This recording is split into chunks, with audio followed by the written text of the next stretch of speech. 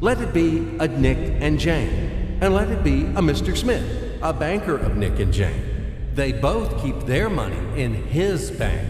That's why we use the title Mr. Smith with respect. Nick really wants to buy, well, let's say Jane's bicycle, but he has no money.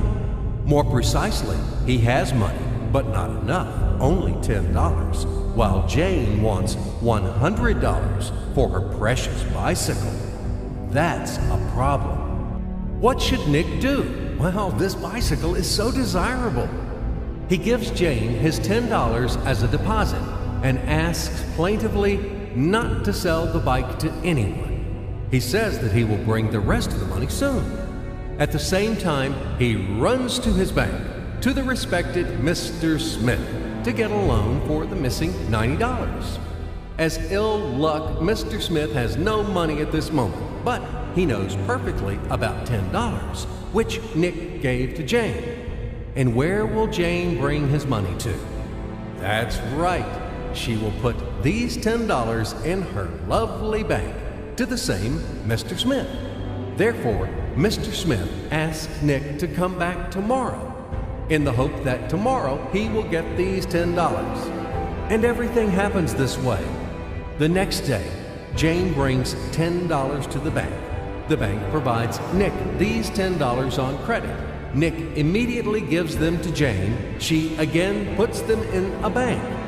The bank again provides Nick these $10 on credit, etc.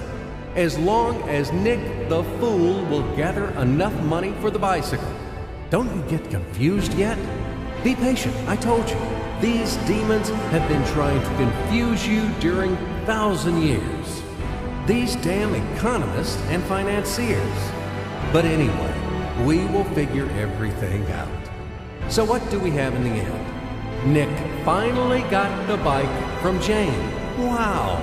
But at the same time, Nick owes $90 to the bank, Mr. Smith, and the bank, in its turn, owes $100 to Jane. In other words, those $10, which existed initially, have magically turned into $200, $190 of debts plus real $10. But these $10 would also turn into $1,000, even in a million or a billion, if Nick would make a more expensive purchase. In this case, our $10 would make the increasing number of its cycles, circuits from hands to hands. That's it.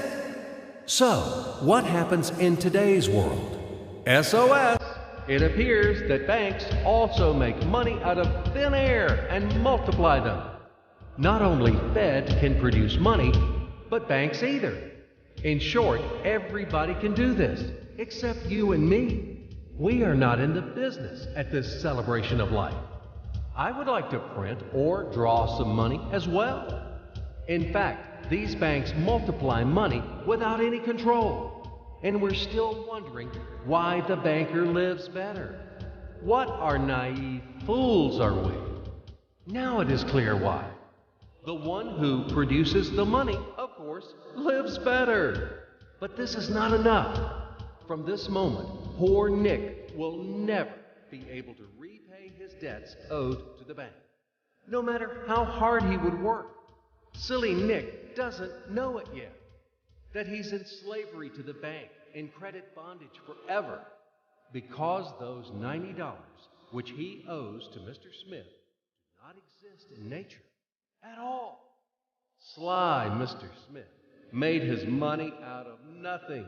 He created them out of thin air, just one click. And $10 turned into $200. Yes, but you can object reasonably.